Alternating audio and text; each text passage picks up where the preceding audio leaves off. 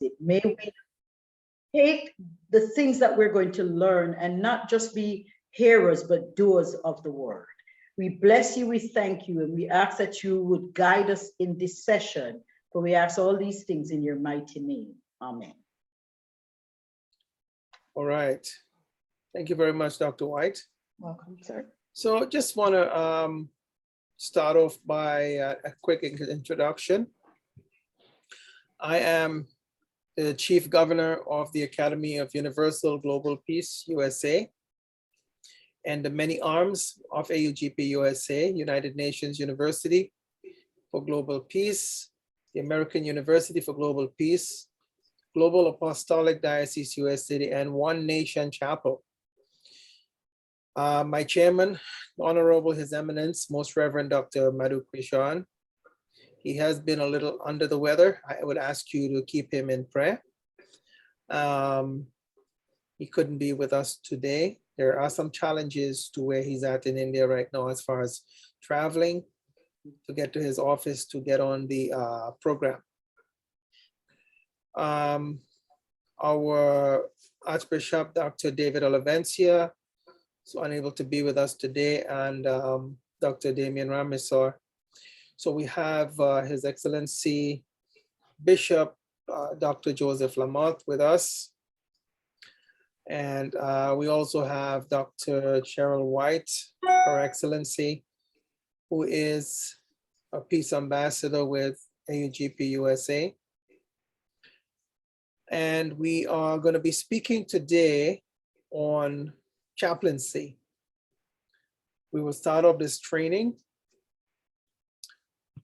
We will share slides and inputs between Dr. White and Bishop Lamont. So Bishop Lamont, can you go ahead and let's just get started? Thank you, Your Excellency, and good evening to all dignitaries on this magnificent platform. Welcome to our training session on the chaplaincy. So our agenda for this evening is as follows. Number one, we would look at what is a chaplain. Number two, we're going to look at services provided by a chaplain, the roles and responsibilities of a chaplain. Number three, ministry in an interfaith environment, disaster spiritual care. Number four, the chaplain in numerous settings. Number five, domestic violence and abuse. Number six, elder abuse and neglect. Number seven, we continue on the agenda, child abuse and neglect. Number eight, drug use, abuse and addiction, alcohol use, abuse and alcoholism. Number nine, grieving and bereavement, mental illness, bullying and cyberbullying. Number 10, suicide prevention, conflict resolution skills. Number 11, tips when visiting the sick. Number 12, tips on interacting with an individual with autism. And number 13, tips for disaster preparedness. So we look at our first slide here in the sense of what is a chaplain? And based on the First Amendment of the United States Constitution, the United States Constitution guarantees, and I stress that word, guarantees the freedom of religion, which may be exercised by individuals in a number of ways, including, our next slide, Excellency. Thank you. Including A, accessing spiritual guidance, care, and counsel. B, worshiping according to one's faith. C, keeping holy days and religious observances. D, practicing religious dietary laws.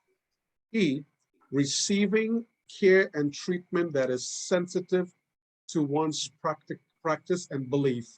And F, honoring one's religious appearance and dress requirements. I would like to just kind of elaborate just for a point on number F, point F. We know because of 9/11, we have seen where be due to religious appearance and dress. Many genuine people who are Muslims have been looked upon as terrorists, all because of their dress clothing. Yet the very First Amendment to the U.S. Constitution provides the freedom of that. So as chaplains, and I want to look at, and I'm going to speak in the context that we all are chaplains, whether we're going to take it up or at whatever level, we are speaking as we are all chaplains and we have a role to play, to really learn to honor one's religious appearance and dress requirement. And sometimes it may, the onus may be on us to go the extra mile to learn as to why that individual dresses like that. Any thought there, Dr. White? This is a very good point. I think especially even when we look at for women and how we in a society have to understand how our dress affects how we are portrayed as women of God. And so, you know, to honor your religious appearance and the dress requirement includes the female and how she puts herself together when she's acting in a capacity of a chaplain. It has always got to be tailored in such a way that it brings honor to the position that you're in. Thank you very much. So we continue. What is a chaplain? An individual's freedom of religion, and I stress the word freedom of religion, and sometimes I think that word freedom needs to really be defined a little more because there's so many curtailing on that word freedom, is also exercised when he or she chooses to abstain from participation in religious services or ceremonies. Regulation prohibits requiring an individual to participate in a religious service parade unless it is in connection with Remembrance Day, observances, a funeral, or a ceremony of significant civic memorial nature. So we see that that an individual freedom of religion is exercised, and that it's exercised when that person chooses to abstain from or chooses to abstain from any participation in a religious service or ceremony. That must not be forced upon an individual. That's the individual's choice and freedom to do so. Next slide, Excellency.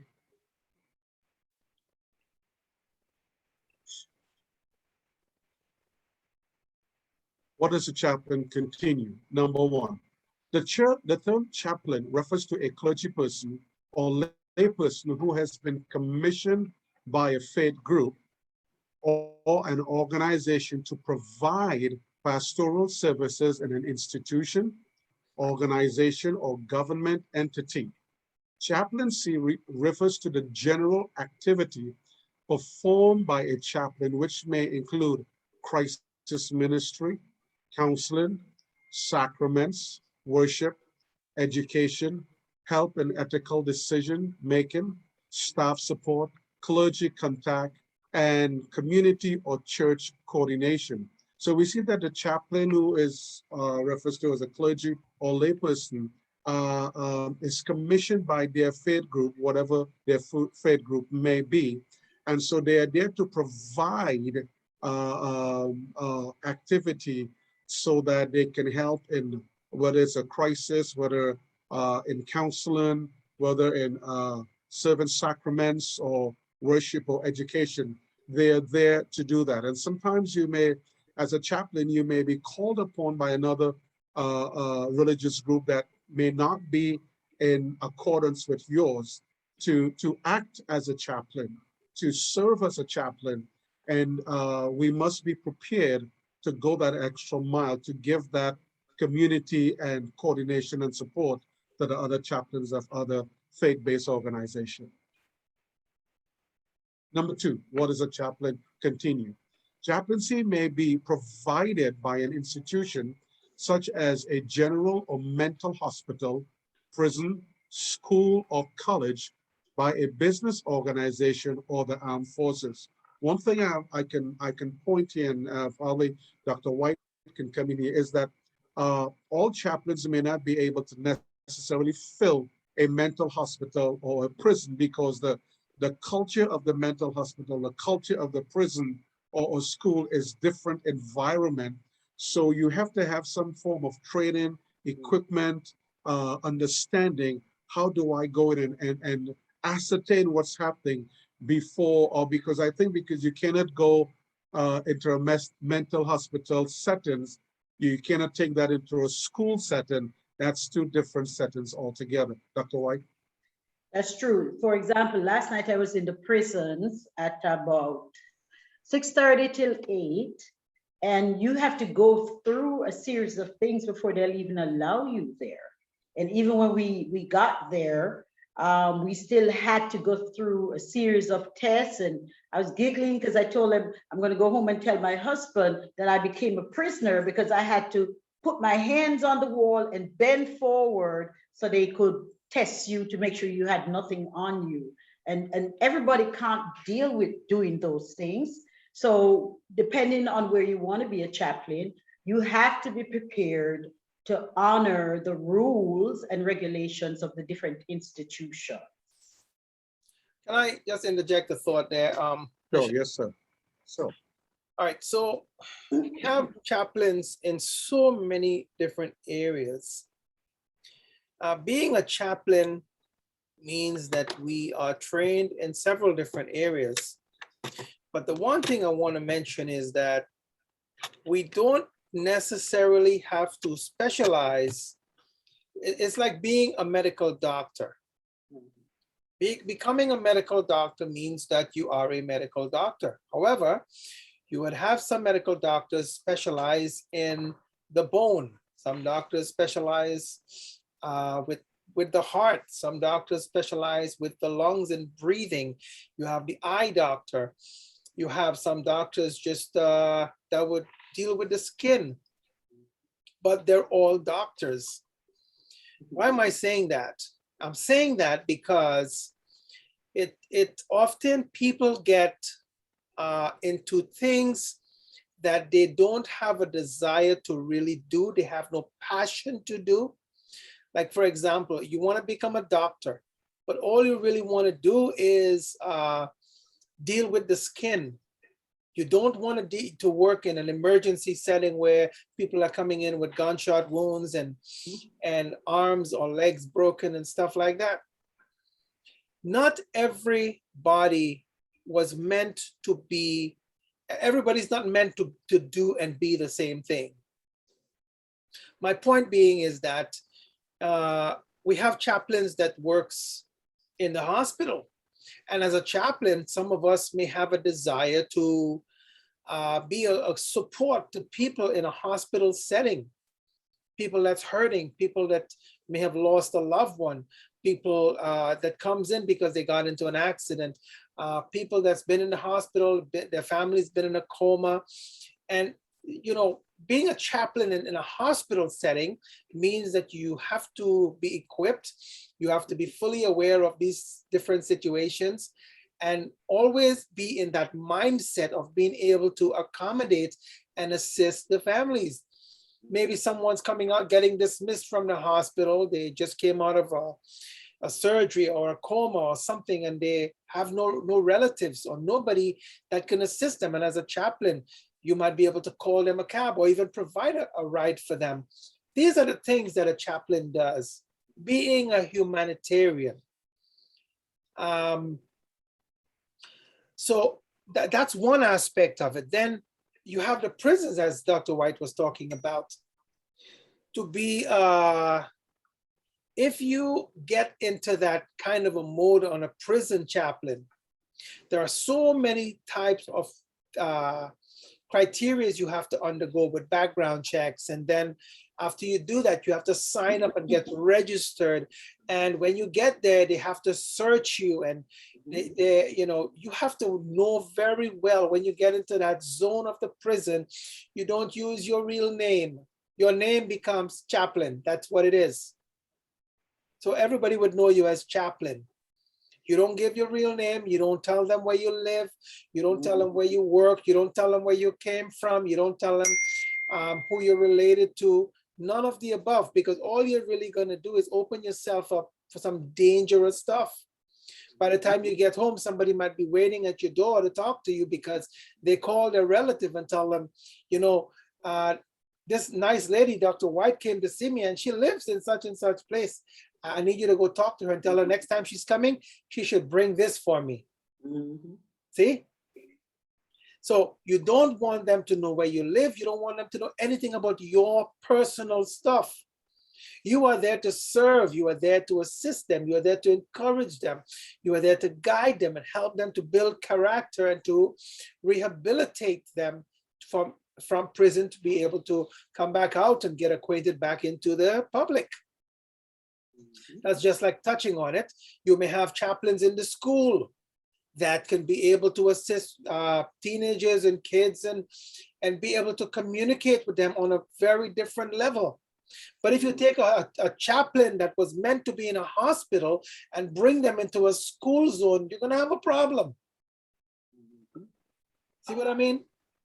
So, and then you have chaplains that operate within the business organizations, chaplains that operate within the armed services, the armed forces.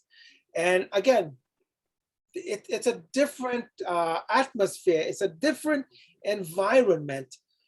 So becoming a chaplain, we need to be aware of these different things and not think that, okay, I'm a chaplain, I can go in the hospital, I can do this and I can do that. And you become so zealous of becoming a chaplain, you want to do it all and you want to be all. I tell you, life is so short, time is so short.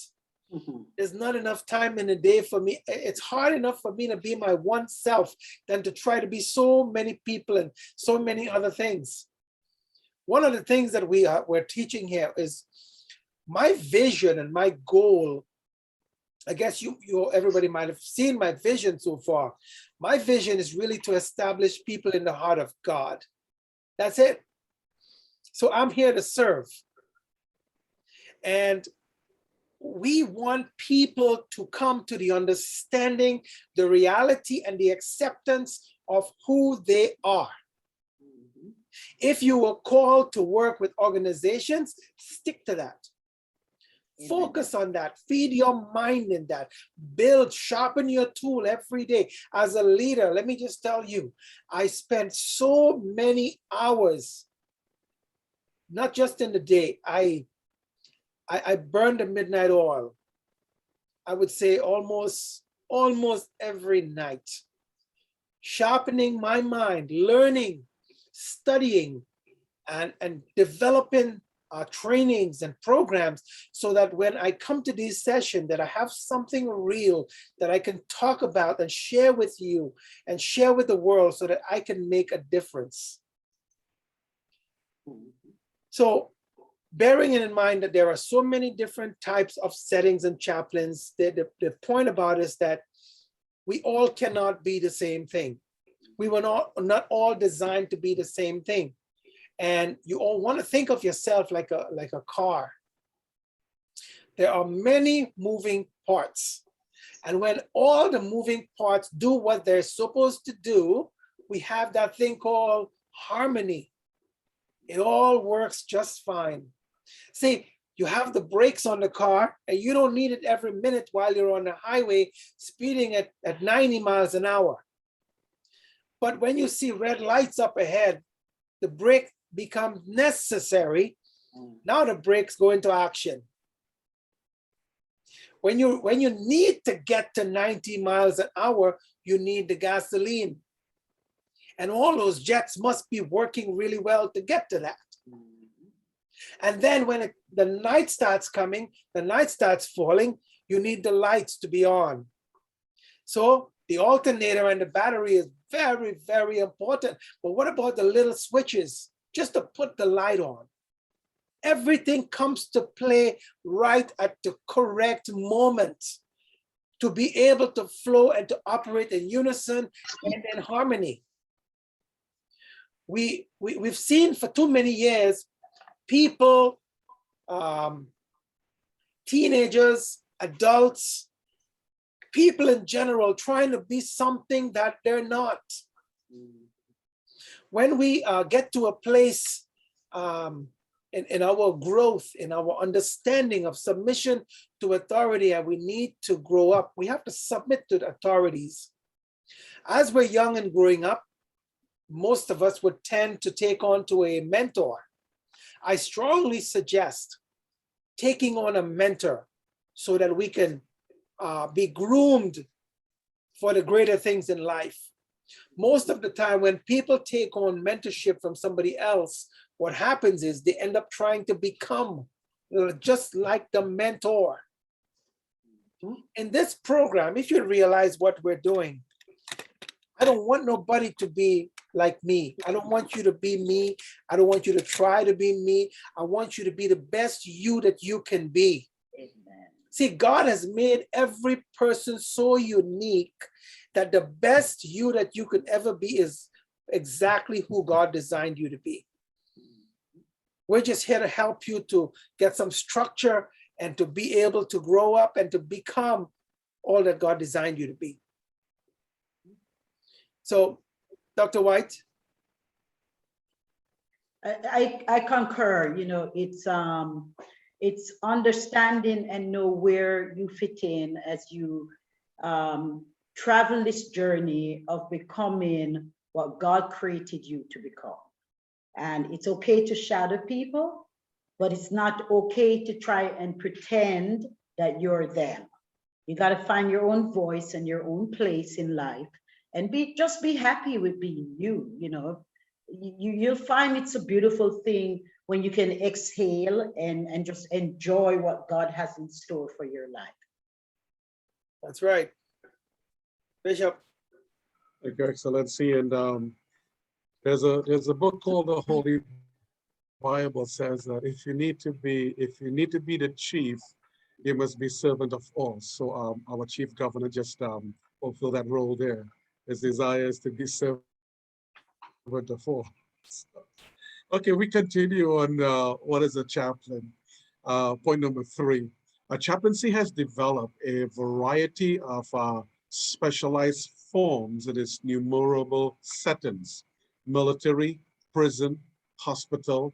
Business chaplaincies, for instance, are generally viewed as a distinct forms of specialized ministry with corresponding career tracks. Now, I know Chief Governor just elaborated on that for a number of times, so we don't have to go back in that. But just to reiterate how the chaplaincy has developed in a specialized form in a number of settings.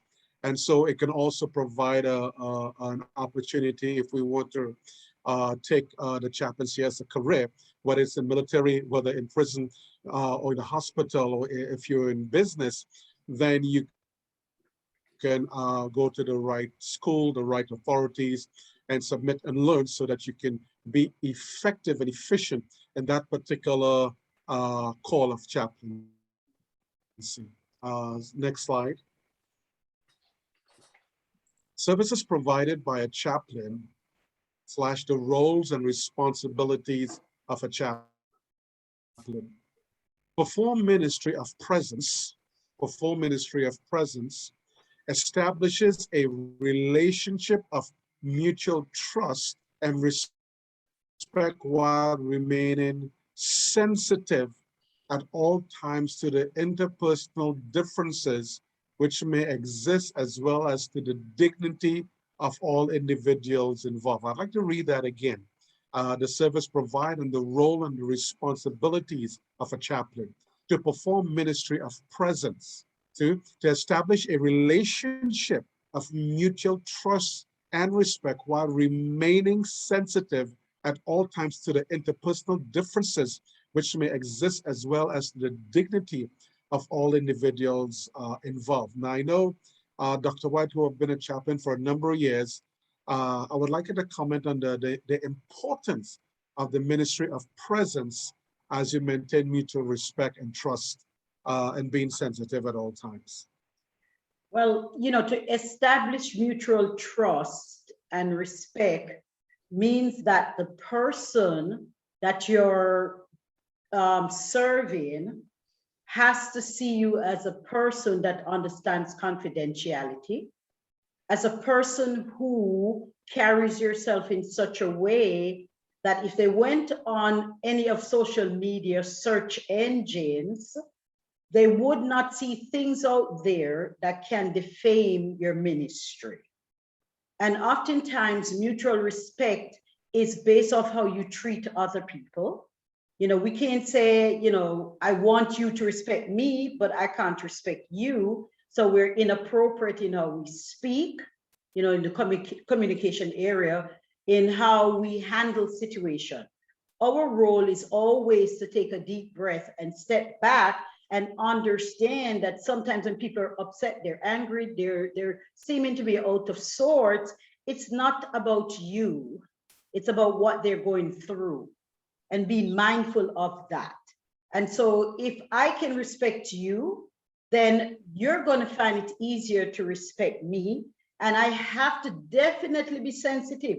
You know, sensitivity is very important in this ministry because, again, we're meeting people from different cultures. And then there's cultures within cultures. And so because of all of this, in order for us to be the one that people look up to, we have to treat people with dignity and respect, and in turn, they will give it to us. It doesn't mean we're doormats and you can punch me in my face and I'm going to say, do it again.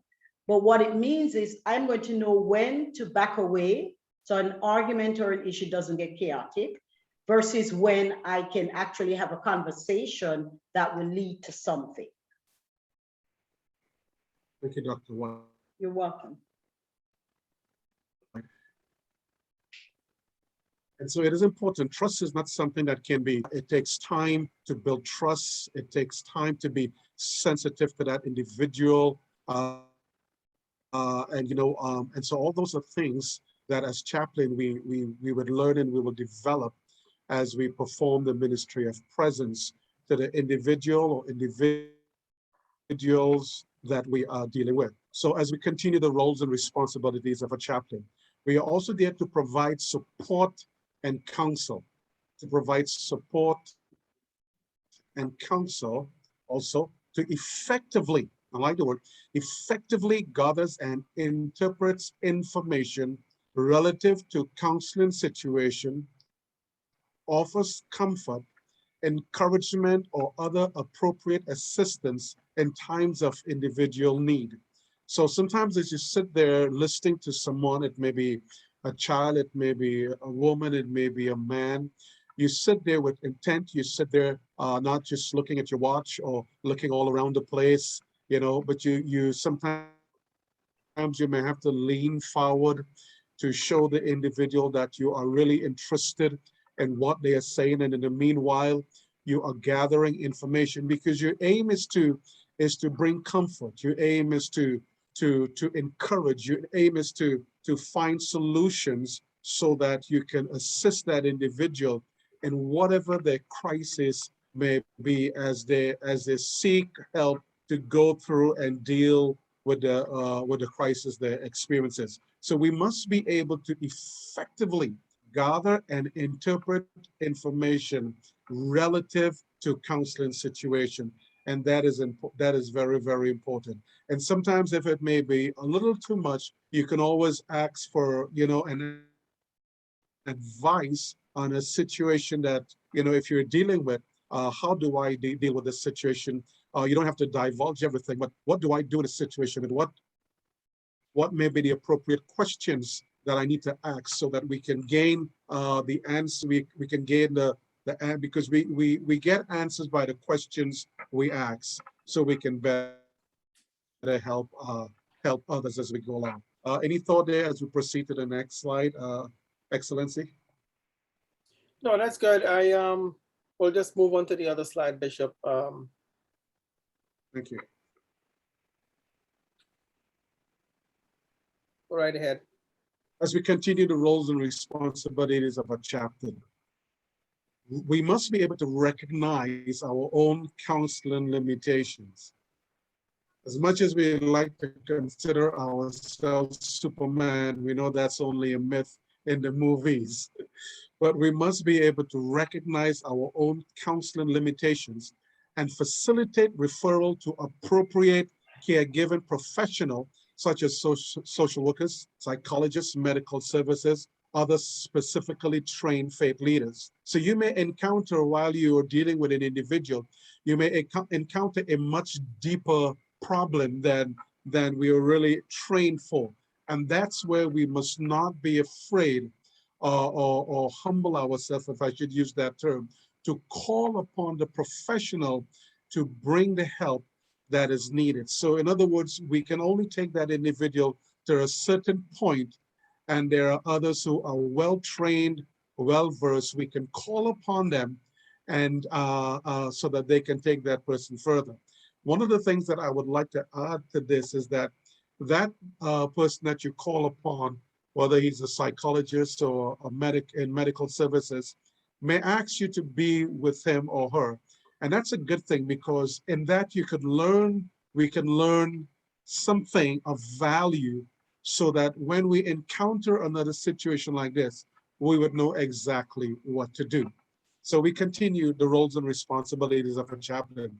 We offer advice or recommendation. Notice what it says, we offer. We don't push it down their throats. We don't dictate it to them. We offer advice or recommendation. The individual, it's up to the individual to receive the advice or to receive the recommendation. We just offer it. Thirdly, we promote the well-being of others. Remember, that's the responsibility of a chaplain, to promote the well-being. That's what we desire to do at all times, and also to contribute to the problem-solving process through making appropriate recommendation based on training and experience. So you may want to recommend someone or a group to someone who can really help them in a further way. You are entitled as a chaplain to make those recommendations, because as I said, your aim is always the well-being of that individual or those individuals out of the situation that they have been encountering. Next slide.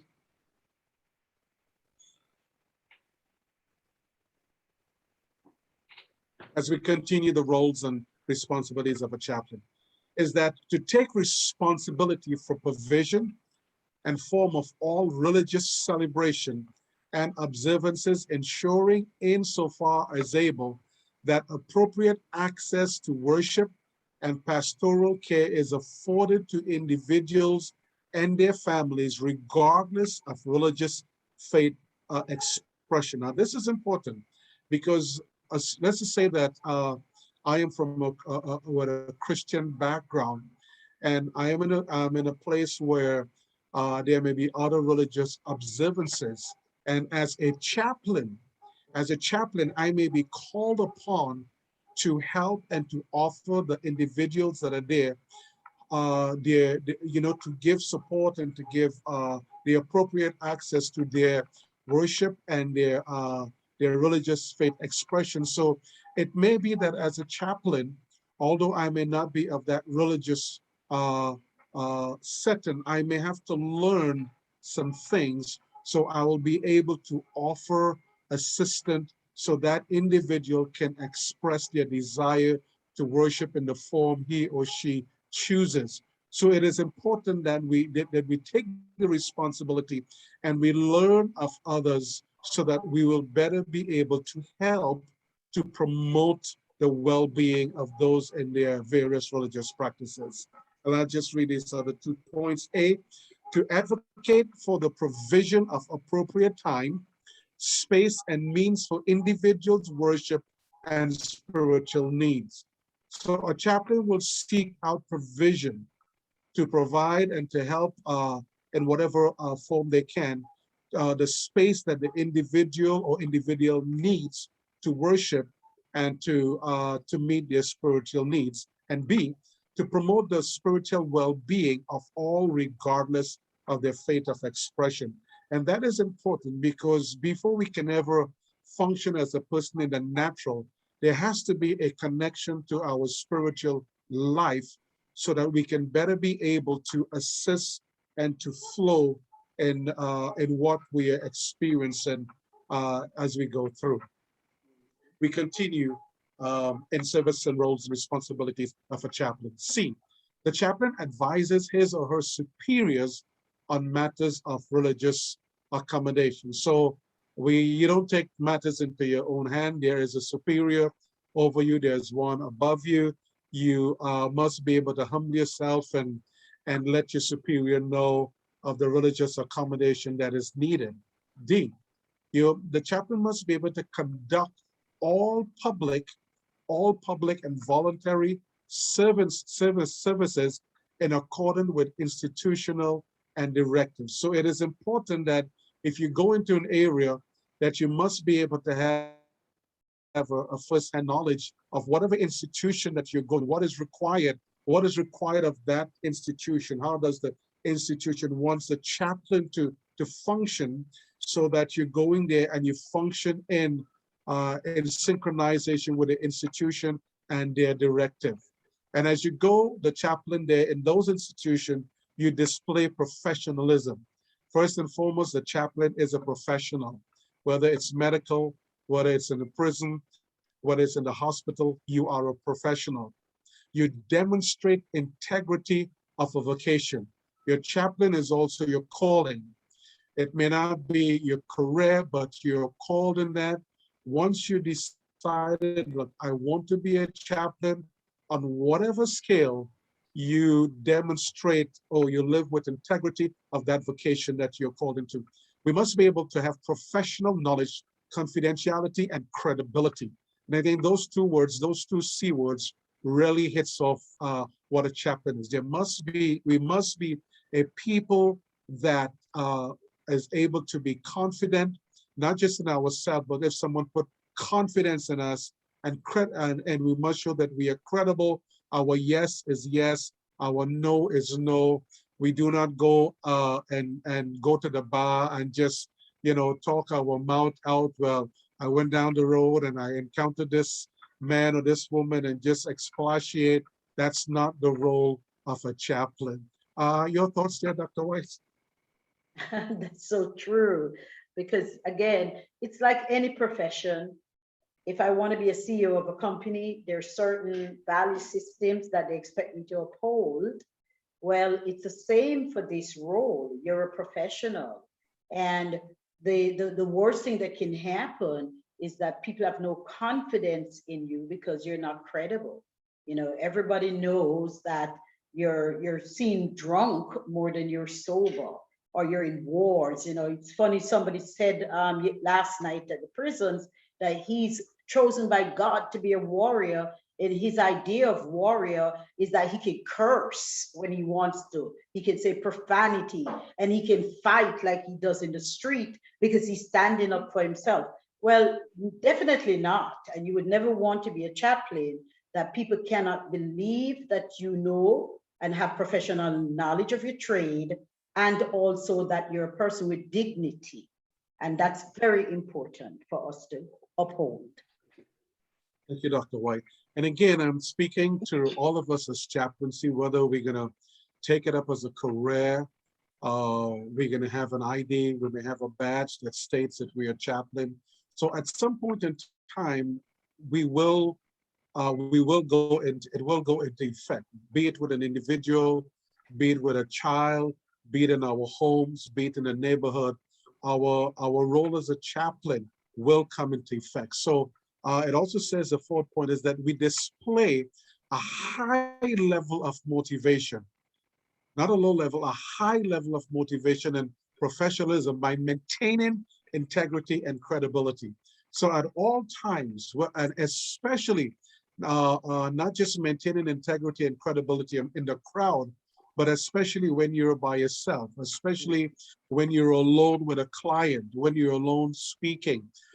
You must be, at all times, you must be a professional, and you must maintain that integrity and credibility. And I just want to draw something quickly from what Dr. Steele said a couple of weeks ago. If you are speaking to a woman, there's always need to have somebody else with you so that you remain intact. That is very, very important because you don't want something to be said about you. And even though we may try desperately to say, no, it was not, sometimes lies and error runs faster and yell louder than the truth. So we must be able to maintain integrity and credibility at all times. And fifthly, we must be able to, the chaplain must, when dealing with his superiors, must be able to read, adhere to, and indicates an understanding direction of his or her superiors. So in other words, if the superiors tell you A, B, C, X, Y, Z, you must be able to leave the superior's office knowing exactly what is to be carried out. You cannot leave, go and carry out something, and then when the superior comes, you said, I wasn't sure what I'm supposed to do. If we are not sure, we ask again. We ask the first time, the second time, the third time, until we know exactly our role as our superior, whoever the superior may be, give us the role to carry it out. So we continue the roles and responsibilities of a chaplain. Point, respect the confidentiality of all who place their trust in the chaplain. Respect the confidentiality of all who place their trust in the chaplain. Second point, an effective chaplain is a mentor to others. I heard our chief governor voice on that. The chaplain acts as a confessor for those who have fallen short of their own or others' expectation. The chaplain provides comfort, forgiveness, restoration, and guidance for the way forward. So in other words, the chaplain must be able to bear the burdens of others. The chaplain must be able to take the guilt of others because your aim there is to provide assistance, to help. So as a chaplain, you are a mentor to others, young and old. Or number three, the chaplain can contribute to the health and wellness of others by fulfilling a number of roles. The chaplain acts as a reconciler, one who mitigates, advocate, mediator, and conflict manager. So really, we have a saying here, and I'm sure Excellency Dr. Kalloo has mentioned that, jack of all trades, master of none. Well, I think as a chaplain, you got to be a jack of all trades and master as much as you can because of the role that you play, because one day you may be a reconciler, one day you may be mitigating a situation, one day you may be an advocate. And I want to take a cue from Chief Governor when he says that he burned the midnight oil. And so if you really want to be that chaplain that we are studying, we are training for today on this program, then it may be demanded of us to go the extra mile so we can contribute to the health and wellness of others by fulfilling a number of roles. Chief Governor, you want to add anything here, sir? Not right at the moment, Bishop. I will go to the other slide. Thank you. All right. We're going to look now at the chaplain's role in domestic operation. Historically, chaplains have been called upon to provide assistance in the wake of several significant humanitarian emergencies. These include natural disasters, hurricanes, tornadoes, severe winter weather, forest fires, earthquakes, other disasters as 9/11 terrorist attack, fires causing loss of property and life, car accidents, and plane crashes. Now, I have never been in a tornado. I've never been in a severe weather condition. We have had some bushfires by us. Chief Governor will know what it's like. And it's nothing like what you see in the United States. But I'd like to ask Dr. White, because our ambassador of LATCH, His Excellency Damian Ramos, is not with us, but I'm sure Dr. White would have had some experience in some of these that she can just give us a thought or two on her experience in those areas. Well, let's take hurricanes, for example, because Florida has a lot of hurricanes. And in South Florida in particular, which comprises West Palm Beach, Broward County, and Miami-Dade, most of the hurricanes, for some reason, tend to go through Miami, then to Broward, and then Palm Beach gets the tail end of it. And some of the devastation you see where people's houses are destroyed, or the blockage in the streets, and people are without light and food. And I remember one particular hurricane, which wasn't Hurricane Andrew. I was in that one, but not that in particular. But there was one hurricane that came and we were without light for months. And being able to say to people in different blocks, you have a generator, people have food that's spoiling. Why don't we have a block party where everybody has this cookout, and then people don't have to go without food? So you try to coordinate and you try to help them with whatever resources that's available. And then you have gas. There's no gas because everybody is filling up. People go with the tanks and they fill up, even though, I mean, goodness, you're not going to use all that gas. And so people without cars, and I remember one particular lady who worked with the military, she took everyone on her block into the military base and had them to fill up because people have to get to work. So these are some of the things where you see the natural disasters. It's not like we don't know a hurricane is coming. We're warned, we're told what to do, but human nature, we don't follow it. We have to experience it before we want to do something. But our role is not to reprimand people about why didn't you do it. It's to jump in and control the situation and help everyone to understand how they can help each other. It's neighbors helping neighbors. And that works very well when you are able to organize that way. And I just want to thank you, Dr. White. I just want to elaborate on providing assistance. In that once we are trained as a chaplain, and we carry the ID, we carry the badge, and there is a disaster in our area, the right is upon us to present ourselves to the person that is in charge, whatever is set up. We present ourselves and let them know we have some training. How can I help? What assistance can I provide? And we wait for those instructions to be given to us.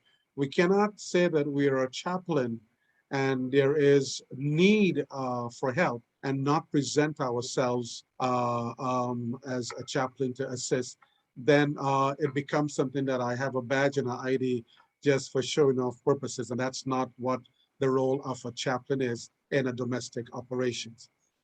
So we go to the next slide, Excellency. Yeah, just a quick thought. This is the reason Sure. why we have added to our training the disaster management, to be able to help to educate our people on how to function, what should we do in the event of natural disasters and emergencies, how we should be assisting law enforcement and disaster management personnel and authorities. So we won't touch on that right now, but that's just one of the reasons why we have Dr. Damien comes on to speak on disaster management preparedness. Again, we continue the chaplain's role in domestic operation. And the role of the chaplain there is to support the first response providers, be they civilian, police, fire, emergency medical services. Requires that chaplains be available, but also choose their moments of intervention wisely so as not to interfere with the work of emergency services personnel. Now that is simple, that don't need much explanation, but sometimes we can get ahead of others and try to do what the civilians or the police or the fire are supposed to be doing. We present ourselves, but we wait for that opportune moment when we are called upon, and we go wholeheartedly to assist those personnel that need assistance. And B, the skills of a chaplain can be invaluable in communicating with civilians and civilians' faith communities in a disaster situation. The skills of a chaplain. And that can be varied in so many different ways. It is important if we're going to take the career of a chaplain, or even if we're not going to take it as a career, we must be able to have some form of skills as a chaplain that will be able to communicate to both the civilians and civilian faith communities in a disaster situation. So we must be able to be skillful in any whether it's a religious matter or whatever the situation demands. There must be sometimes I remember one time we were driving and there was an accident, and the person that were with us, they had some training in the Red Cross, and so they came out and they were able to offer some assistance to the person that was injured. And so those are the things I think as a chaplain, our skills can be developed, so we will be able to help in any given disaster situation when called upon, or if we are in a situation that demands that we act right away because there's no other, the police is not there or the fire is not there, but we can act upon, then because of the skills we have, we can act upon it while we dial in or we call for backup or for help. We assist in whatever way we can. Next slide. Just to interject one thought there, Bishop, Sure. that Sure. if there is an emergency, let's just say you're driving on a road and there's an accident. If you are the first one to be there and there are no emergency services or police, then you automatically become the authority. It's your duty, it's your responsibility to assist the persons in that situation to the best of your ability and call for help. If you driving down the street and there is an emergency and you see one person trying to assist but struggling, again, it's your civic duty to step out of your car and ask the person, if it's a police officer or a fire officer, I am a chaplain, is there any way I can assist you? That's the right thing to do. We can't just walk in there and flash a badge and say, I'm the authority. We're there to assist, we're there to help. Let me just make it very clear, as chaplains, when we show up, we're basically showing up to tell people, hey, I am here to assist you. We're not showing up to let people know, here's my badge, I'm the authority. No, the badge gives you access into that situation so that you can serve. Again, that word, serve, that's what we are. We're basically taking on a role of servants. We're signing up to become servants to the people. Okay.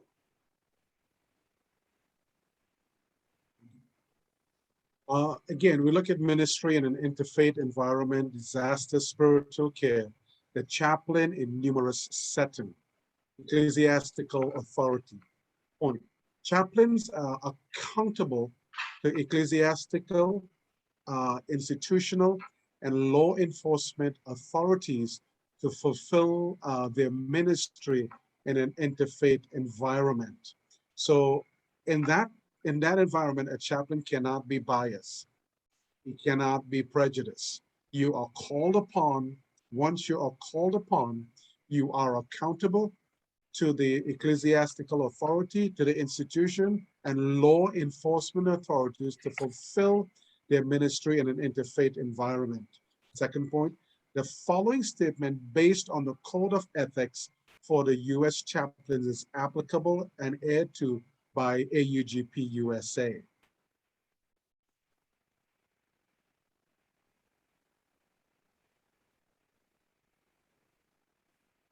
And it says this, and this is like an oath that you take as a chaplain.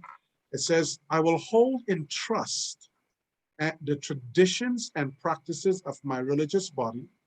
I understand that as a chaplain, I must function in a pluralistical environment with chaplains of other religious bodies to provide for pastoral care and ministries to persons of religious bodies other than mine own within my area of responsibility, with the same investment of myself as I give to members of my own religious body. I will work collegially with chaplains of religious bodies other than my own, as together we seek to provide as full a ministry as possible to our people. I will respect the beliefs and tradition of my colleagues and to those whom I minister. So that in itself speaks the oath, I use the word oath of a chaplain, in that the way if I am from particular faith-based religion and I give my faith-based religion 100%, and I'm called upon in another faith-based religion to serve as a chaplain, I cannot give 60%. I cannot even give 99.9%. I have to give the same 100% as I give to my faith-based organization. And I must respect as a chaplain. Remember, we are functioning as a chaplain. We are not functioning as a religious person. We are functioning as a chaplain to bring help and to bring assistance to those that are in need. Excellency, at 7 o'clock, I know we do exactly 1 hour, so I will hand over to you, and you All right. can. Yeah, we will stop there.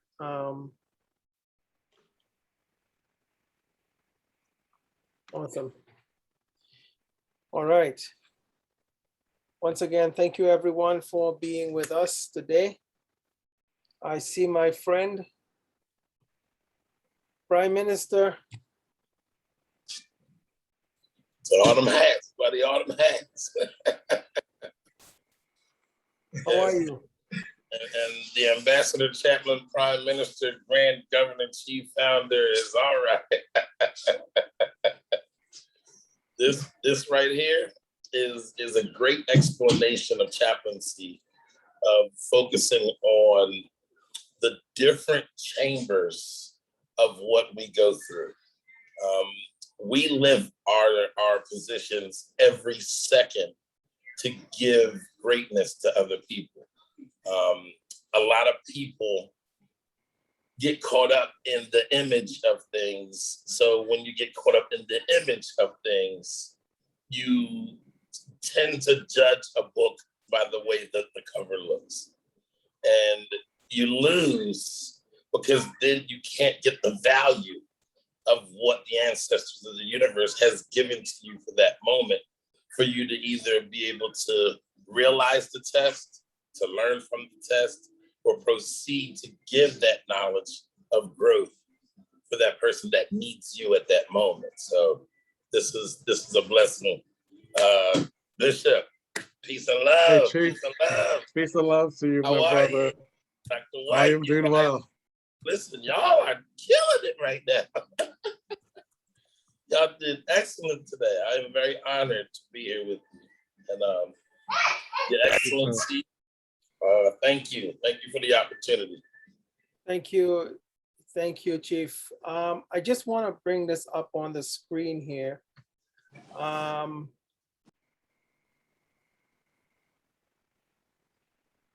So to most people, what we really have not been focusing on is people registering for the sessions that we have been doing. And we have lots of people coming on, and many of the people, I don't have their contact information. So I'm going to kindly ask if everyone can send me a text. This is my cell number, but send a text on WhatsApp to me so I can register, have you registered on for when we are having sessions. I can send it out directly to you. And this is my direct email. It's chiefgovernor@augpusa.org. Also, in addition to that, we have a Facebook where I'm posting all of my writings. I'm posting the videos. We are also on Instagram as One Nation Chapel. So on One Nation Chapel, it would be on Facebook and Instagram. Also on YouTube. If you go on to YouTube under One Nation Chapel, we have a YouTube channel where you would find all of the programs, all the training that we have been doing so far. So please just register by sending me a text on WhatsApp. You can send me an email or to chiefgovernor@augpusa.org. You can find us on One Nation Chapel on Facebook and on Instagram and on YouTube.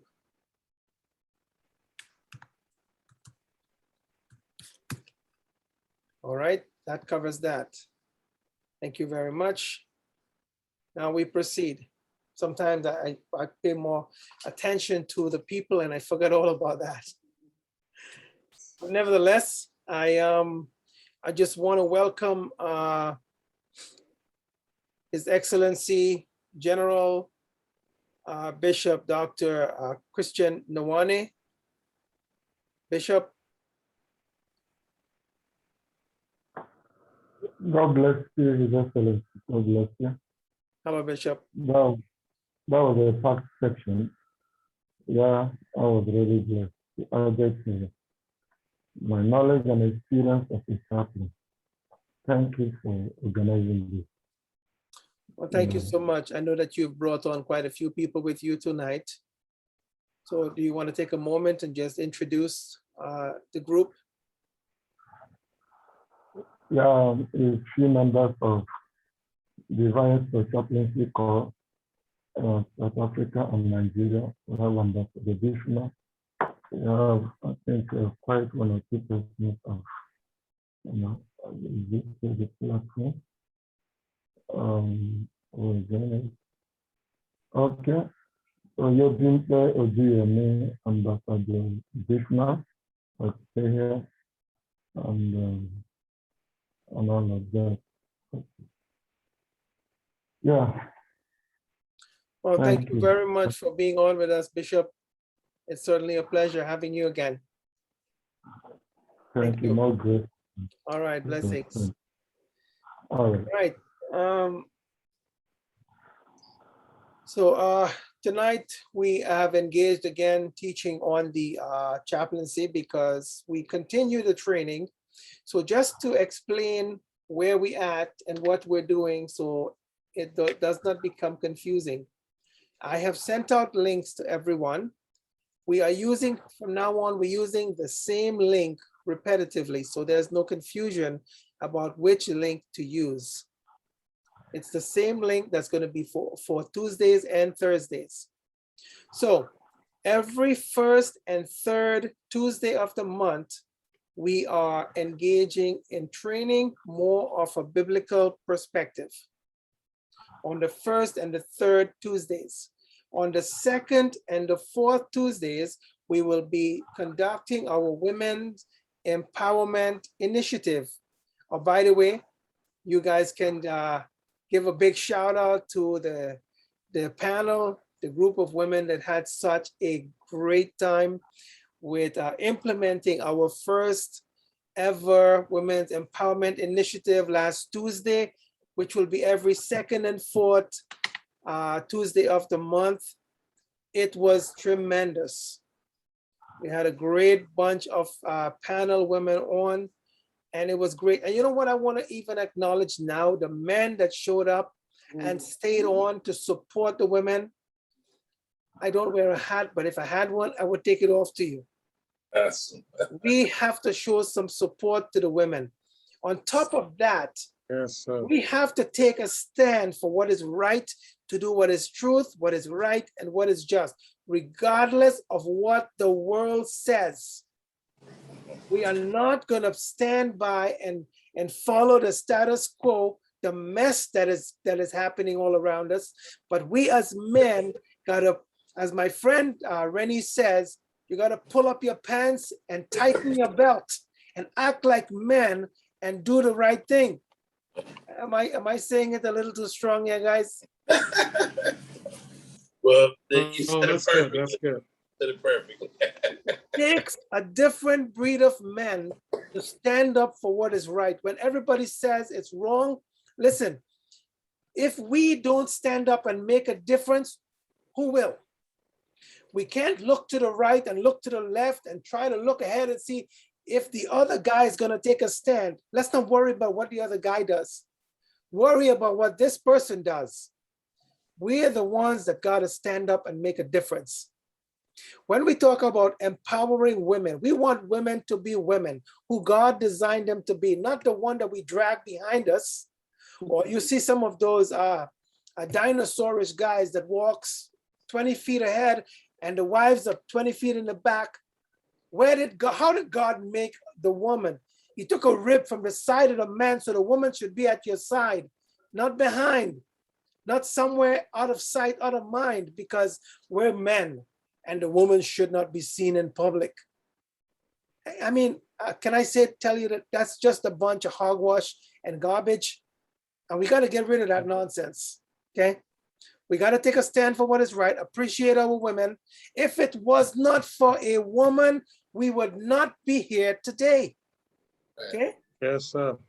So whether we like that or we don't like it, guess what? It is the truth. It's a fact. So think about it. Hey, we want to support the women and we want to support the men. I'm not here to I'm not bashing on men.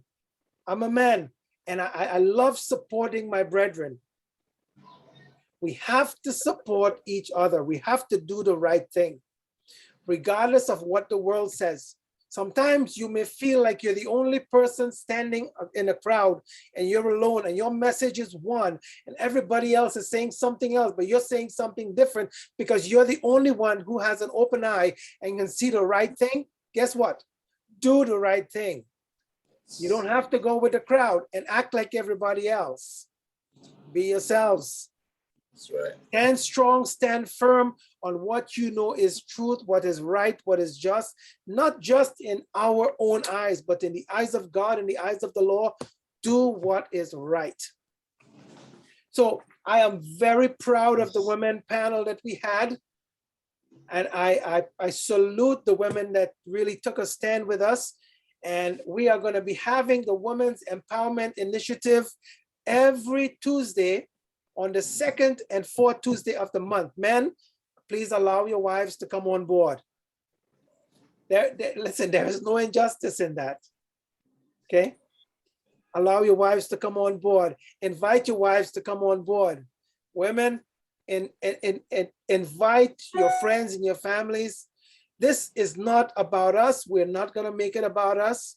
We are here to train and to help to develop some good things, some great things, some mighty things that would help to liberate our minds and help us to press forward to become greater than what we are today. But in order to do that, we cannot be ignorant in anything. And I'm not saying that anybody's ignorant. I'm saying that we all have to stand together. Stand together, be a support to our brothers, be a support to our sisters, be a support to the women, be a support to the men. This platform is all about support. Yes. We're all about building. We're not here to pull anybody down. We're not here to speak negative about anyone. We're here to talk about the right thing.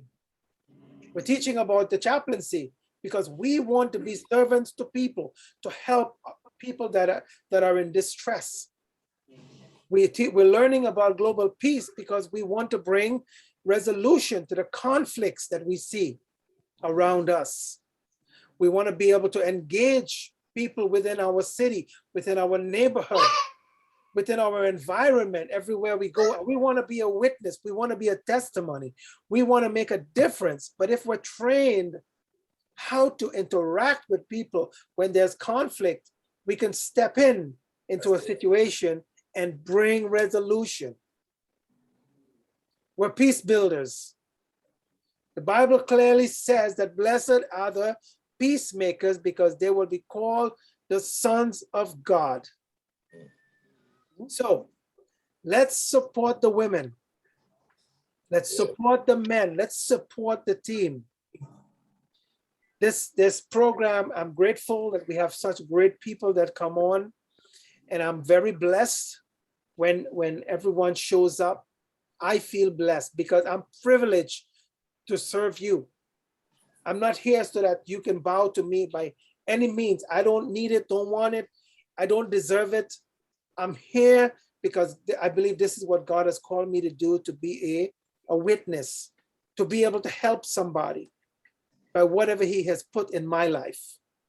And hence I'm making this available to everybody else as often as we can and as much as we can. So I thank you very much for your support. I thank you for doing your part. We will engage, we will implement changes, and we will stand to support each other. Chief Meswaki. Yes, yes. Greetings, everyone, my lovely family. We are one in accord, as always, and I appreciate this lesson, as always. I hope everyone, this message is reaching you, and it's important that we maintain our chaplain credentials in a more profound and more absconding way, which is professional. We must hold our respect. We must be the bigger example to each and every one of us.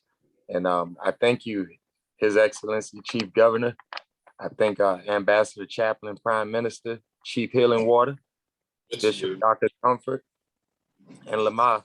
Thank you, Dr. Lamar. And I hope to join you all again next week, Tuesday and Thursday. Thank you. Wonderful. Chief, I want to just, salute you. I know you have brought on many, many women to this platform. That tells me that you believe strongly in women, and we ought to. Guess Yes, what? sir. Sometimes it might appear that women are a secret, but they're not. That's right. I understand. Definitely. Definitely. I appreciate your support. You're doing great. Thank you so much. Thank you very much, Chief. Dr. Winston McKenzie.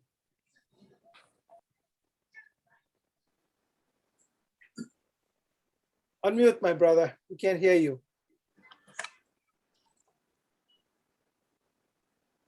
You're still muted. Okay, there you go. Hear me now? Yeah. Great. I can't thank you enough. Look, I'm an ex-boxer, but we know it all. Brash, cocky. I have never seen nothing like this. I stand corrected. And the session we had the other day with the ladies, as you say, it was phenomenal, and I hope this level of teaching continues, because there are so many men out there, so many of us out there who need correction, but we'll never admit it. We'll never admit it. And I'm glad, and I thank God, I praise God that I've been introduced to this group of amazing people, and talking with excellencies, royalties, kings. It's just amazing. Thank you so much, Dr. Kiwi. And I hope we continue in the same vein. Thank you so much. All right. Noble Thornton, my ever-present brother. Hey, peace and light. How you doing today? His Excellency. Peace to everybody out there. This was a great session, along with the women empowerment session that happened. I've always been a man of women empowerment. I never felt above a woman. Above a woman. I believe that women can do anything that we can do. It's about how we think and how we care for each other. Time and time again, we have these sessions and we learn and we grow more and more with each other. And it's just beautiful to be up on a spiritual journey with this wonderful family that we have here today. I also want to thank Chief Meswaki for bringing me in, and just high honors to everybody who's here and who's been on time and time again with me as well, getting this knowledge. We cannot establish global peace without the women. The women is the key puzzle, the key to this puzzle, and we need the women to wake up, and we need them to come in themselves. And it's the only way that we can establish global peace. Yep. Thank you very much. Thank you, Noble. You're welcome. Peace and light. Grandmother Running Wolf.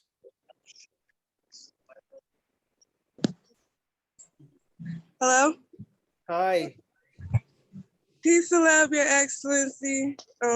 Peace and love, everyone on the panel. I'm so privileged and blessed and grateful to be here. Much honor to Chief Mezawaki for bringing me in here. And much honor to Chief Big Up. And much honor to everyone up here. I'm in shock and awe every time I'm up here. Thank you, everyone, and I love you all. Thank you. Thank you very much. Grandmother Red Wolf.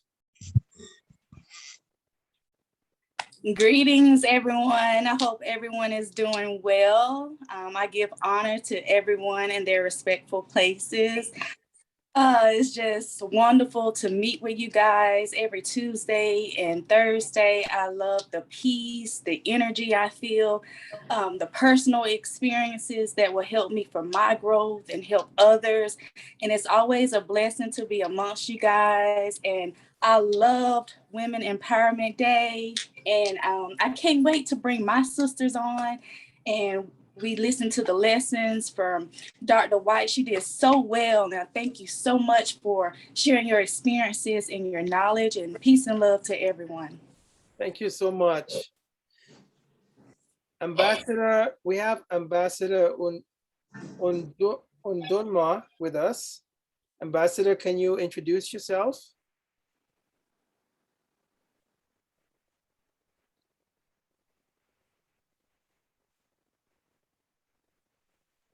Hello, everybody.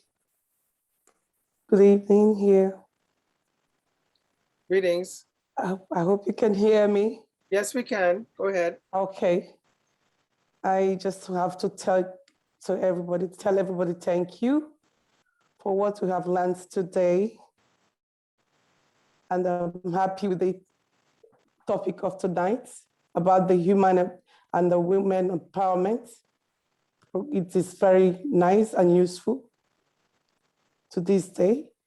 And it is very good that women are given opportunities to express themselves and be themselves.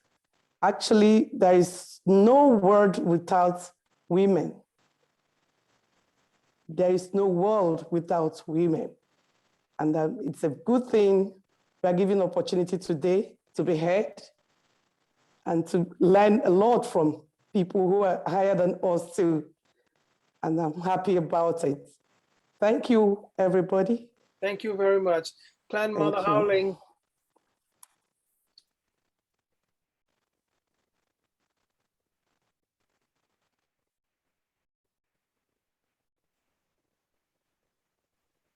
Hello, can you all hear me? Yes, we can. Go ahead. Okay, my apologies. I want to thank you guys all for the group we had, the Women's Empowerment Group. I apologize for not being able to participate. I really had a lot of things I wanted to say.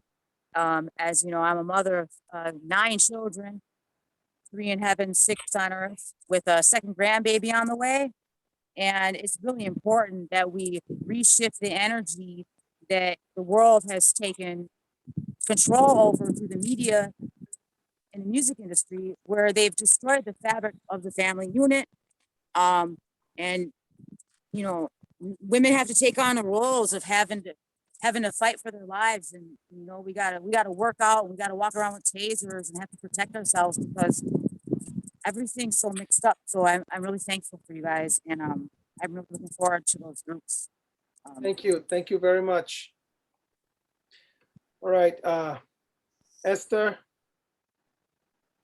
Duff. Good evening, good night, everyone. It's a pleasure for me again to be among such august group. It has been a continuous learning process for me.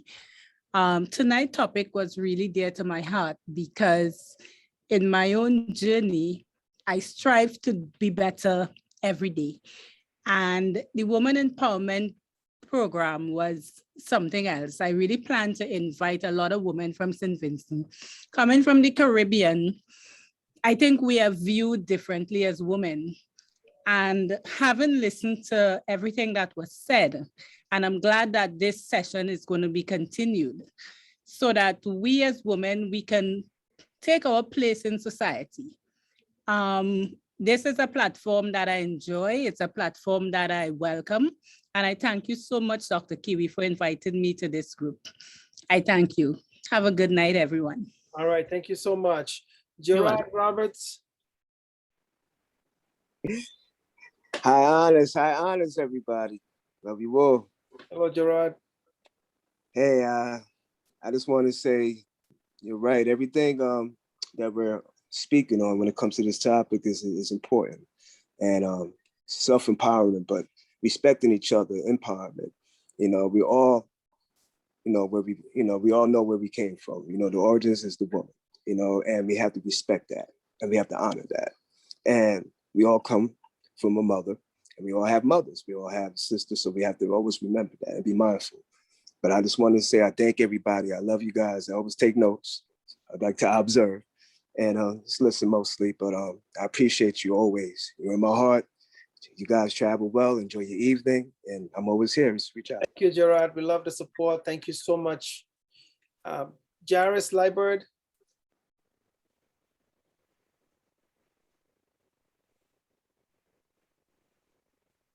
Jairus. Good night, all. Once again, I'm grateful for this opportunity to be among. Hello? Yes, we can hear you. Go ahead. Yeah, good night. Once again, I'm grateful for this opportunity to be among your guys.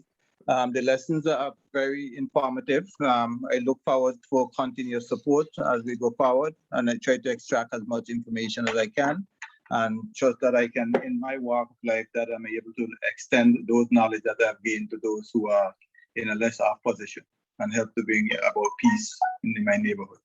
Thank you my so country much. and neighborhood. Yeah. Thank you. Dr. S.J. Uba.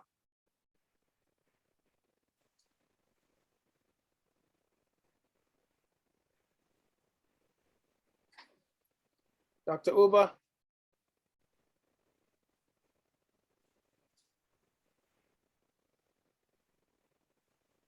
All right, Cletus Austin from St. Lucia's Royal Police Force.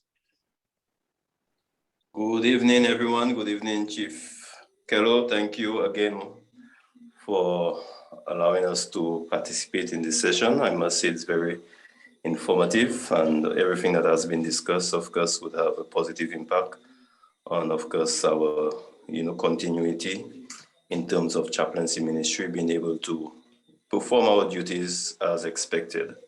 Of course, we have learned a lot, and we will continue to participate to gain as much information as possible to help us pave the way forward. So once again, thank you and all the best. Thank you, my brother. Blessings. Blessings. Daryl McKenna.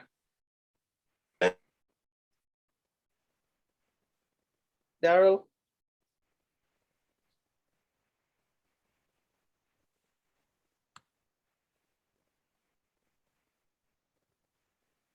Go ahead. Greetings, peace and love, everyone. Greetings. I want to give thanks to Noble Thornton Bay for giving me the opportunity to be here. Your Excellency, Chief Meswaski, and everyone for having me here and letting me have the opportunity to be here to learn more information to apply. I just want to give thanks to everybody. Thank you for having me. Thank you so much. Thank you for being here. Pastor John.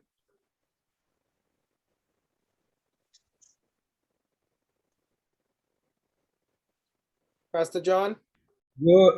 Good evening, Dr. Kiwi and my family on this platform. It's another privilege. This platform has helped me quite a lot and prepare me, especially when it comes to chaplaincy. And I really want to congratulate you for last week, the panel. They had such a big, mighty energy. And because of this, I will invite the ladies, especially from my church, to join you the fourth Tuesday, God's willing. Yes. Thank you, Pastor John. Tuesday? Not this coming, it's every second and fourth. So next week will not be the women's empowerment. Okay, It's the following week. okay, beautiful. And keep up the good work. My prayers are with you. God Thank you, bless Pastor every John. one of us. Yes. Raging Wolf. Hello. Hi. Hey, greetings, everyone. Hi, welcome. I'm very happy to be here. I'm a little bit nervous. This is my first time. That's all right. Say greetings to my stepson. I came in with Chief Meswaki and Clan Mother Red Wolf Bay, and I'm looking forward to joining you guys' meetings. And I wanted to touch on what Dr. Cheryl White was talking about. I'm a bail bondsman in Alabama. And sometimes when I'm doing bonds, the chaplains are out there. They come and they speak to the inmates, and I don't know about how they search them when they come in where I bond out at, but I know that they have prayer. I know that the inmates really look forward to seeing you guys come in, and it's good to see things like that in our community. And I just wanted to speak on that for a second, but I'm happy to be here. I love it here. Nice to meet you all. Well, it's great to hearing from the other side. Dr. Yeah. Cheryl White goes in and she prays and speaks and counsels with the inmates, and you see it from a different side, from another side of the fence. But Right. that's very, very encouraging from your perspective, how you see it. Yes, the inmates, they'll tell us, it's prayer time. The chaplains come in, they get excited about it. They need people like that. Well, we thank you for your thoughts, and you're very welcome on this platform. You're I very appreciate welcome. it. Y'all have a blessed evening. Thank you so much for being here. You too. Dr. Comfort.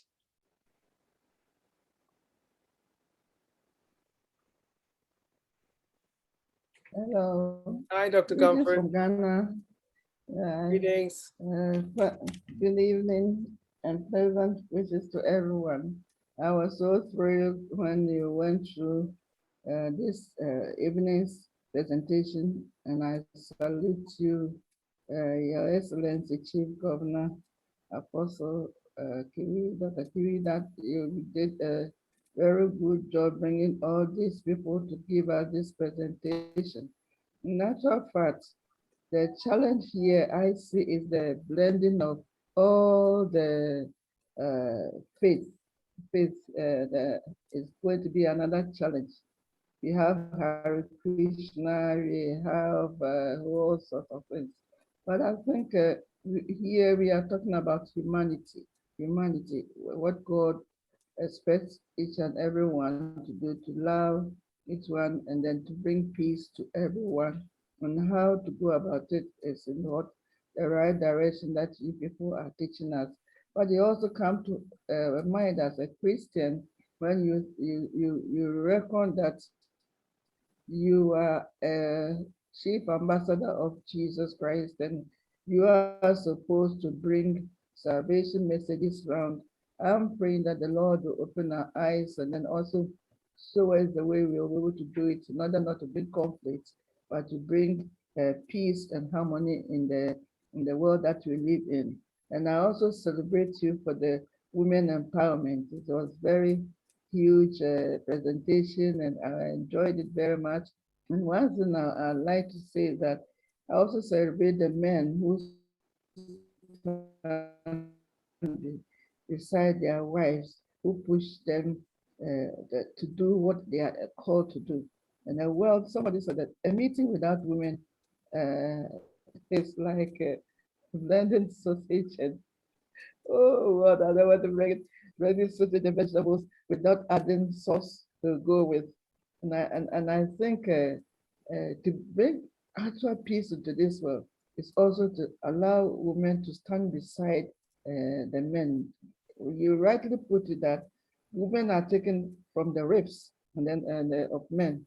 So therefore we stand beside the man, we don't stand behind the man. So that when people say that for every successful man lies behind a woman, it's not right. But every successful man, we find a woman beside him. Thank you so much. And thank Thank you, everybody that was here. Thank you, Dr. Comfort. Thank you so very much. Chief Elsom. Peace, love, and light. I would like to thank my more brother, Chief Meskwaki, and Clan Mother Red Wolf for giving me this opportunity to speak to you all and be a part of this wonderful, wonderful community. We all need to be, we all need to take a stand against brutality against women and in the music industry and the job force, anywhere we see it, because they are the nurturers and teachers of society and the babies. So we must protect them. We must take a stand, like you said, Chief Governor, at all times, because if we don't take a stand, the whole building will crumble. So with that, I yield. Peace and blessings. Thank you, Chief. With much respect and gratitude to everyone for your support, your presence, just being here repetitively for all the different programs that we have on. Dr. White, I salute you. You've been such a great, tremendous support and part of this platform and the panel. I salute you greatly. Thank you. We had many other women that's part of the panel. My wife, and she's not typically present when I'm here because we have a little farm of 3 kids and they're a handful. So if I bring them on board, they will pretty much take over the panel. So we kind of share on that. It's a little program going on there. But nevertheless, we had some great women. We had Her Royal Highness Queen Uba with us also. She was a tremendous blessing indeed. And Dr. Sherry Ann and Dr. Terry Lamont. Great people. We want to thank you everyone for being with us. And we're excited. We know that God is doing something in our lives and causing us to take a stand and to make a difference. So thank you once again for coming out. Thank you for your continued support. I believe I've asked everyone, if you can, please just take my number, send me a text on WhatsApp so I can register you. And I know there's quite a few people I don't have any contacts for. You can send me an email or send me a text on WhatsApp, whatever that is. And so the next session we're gonna have is on next Tuesday. Next Tuesday, we have somewhat of a biblical training, but as you know, it's always centered on leadership, around the chaplaincy, around the same things that we've been teaching. But I have designated that to teach. I believe that if the only way we can get back on track is through God. It's the only way we can get back on track. So we are teaching biblical perspectives. We're not getting all falling down in the spirit and all of that happening, but we are teaching biblical perspectives. So next Tuesday is designated for that. And the following Tuesday will be the Women's Initiative again. And every Thursday, we will typically have this type of training on every Thursday at 6 p.m. We are using the same link that you've had. So we will not be expecting a brand new link or any type of confusion as to which link to use. If you're in doubt, please feel free to reach out to me or reach out to anyone on the platform if you're unable to get on or you need some sort of contact there. But thank you once again. We love you. God bless you.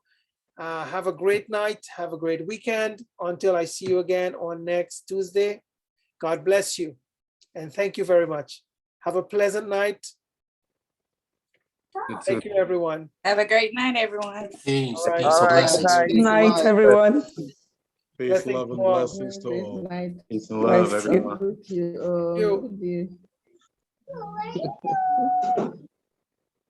Love.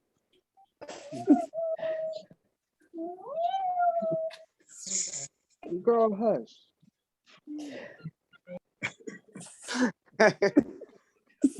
Love you guys.